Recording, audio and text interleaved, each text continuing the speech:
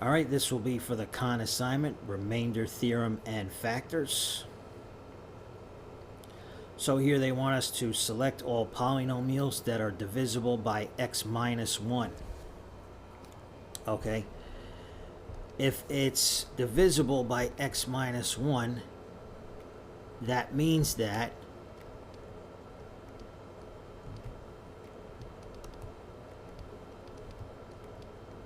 the remainder equals 0, right? Because if you did, like, we know that 15 is divisible by 3 because we get 5 with no fraction and no remainder. All right, so if it's divisible, that means the remainder is 0. Again, since we're dividing by x minus 1, we want to plug in positive 1. Okay, so we're going to plug in x equals 1, not negative 1, but positive 1, and the remainder should equal 0. All right, so we have to evaluate all of these at x equals 1 and see if we get 0.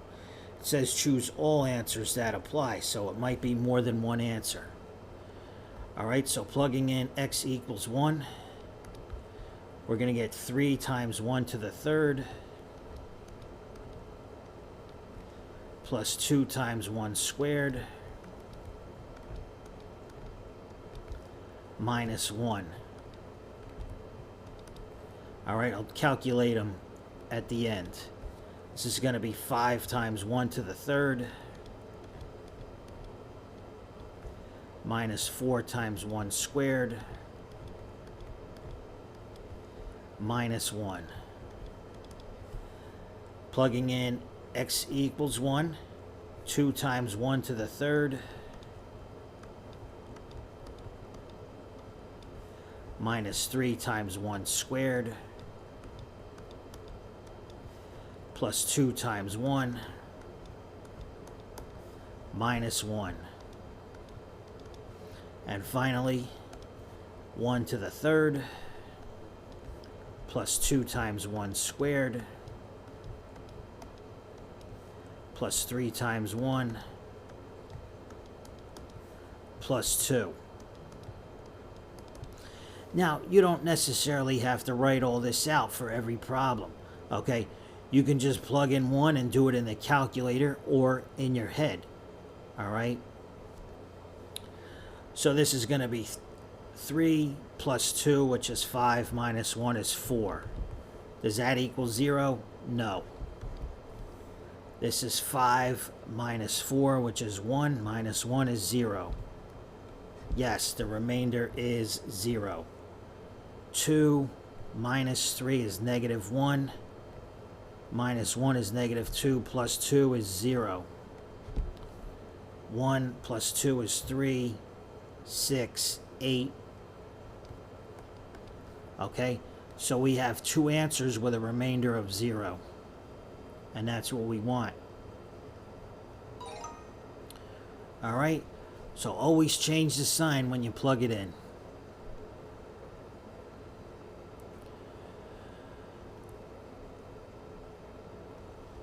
Find the value of c so the polynomial p of x is divisible by x minus 3.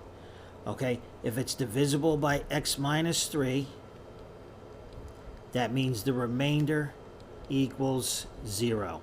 Okay, if we're dividing by x minus 3, we're going to plug in x equals positive 3. And when we do that, it should equal 0. So p of x, we're plugging in 3. So it's going to be p of 3. And wherever you see an x, plug in 3.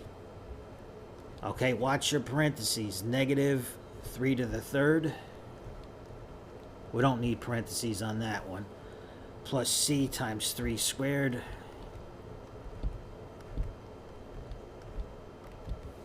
Minus 4 times 3. Plus 3.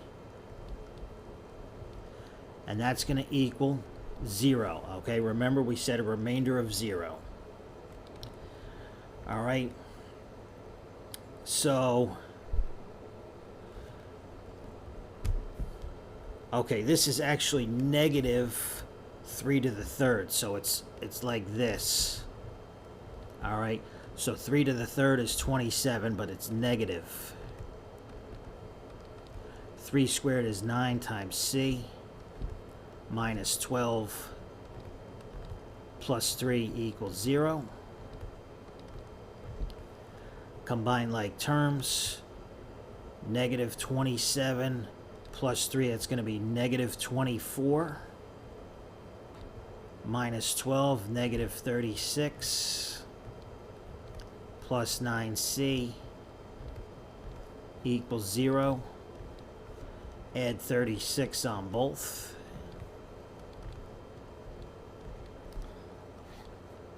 Cancels here. 9c is going to be 36, and dividing both sides by 9. C equals 4. Okay?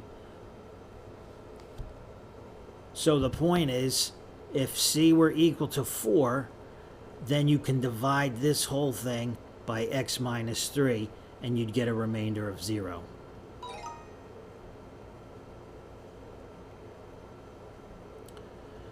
Alright, so we did this type of problem already.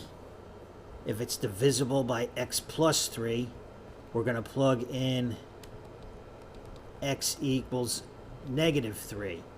Alright, and if it's divisible by that, we get a remainder of 0. So just plug in x equals negative 3 in all of these problems. Alright, watch your parentheses. This is going to be negative 3 to the third plus 4 times negative 3 squared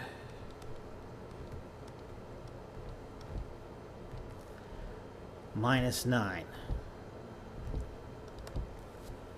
This is negative 3 to the third minus negative 3 squared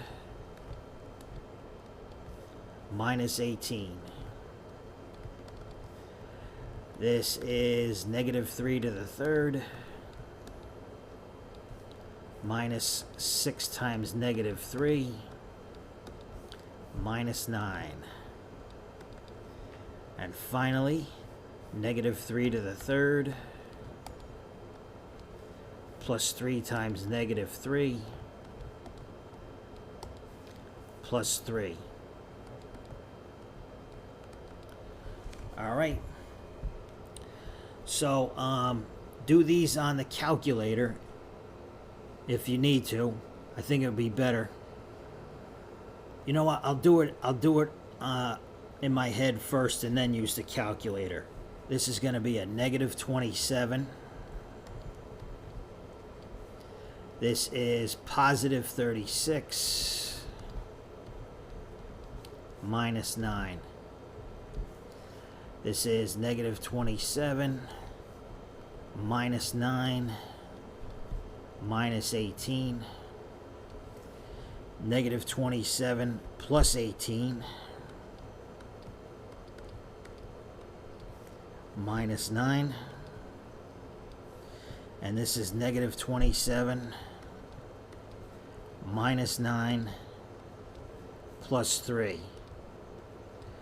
Okay, we want the ones that equal 0. So this is going to be 0. So answer A works. This is all negatives, so no way that could be 0. Negative, negative, positive. This is going to be a negative. Can't work. And this is going to be a negative, so it can't work. So that's it. Just answer A.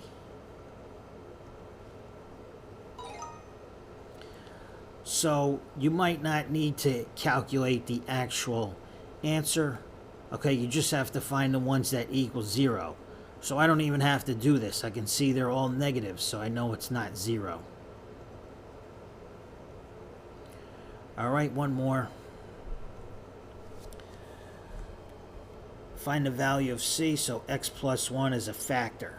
All right, if something is a factor, that means when you divide by that, the remainder is going to equal 0. All right, since we're dividing by x plus 1, we want to plug in x equals negative 1. All right, you change the sign.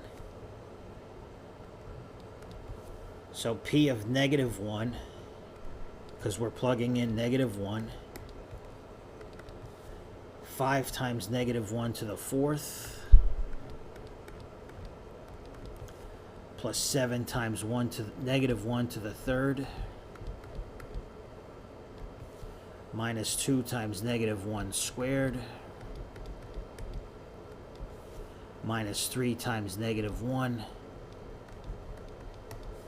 plus c equals 0.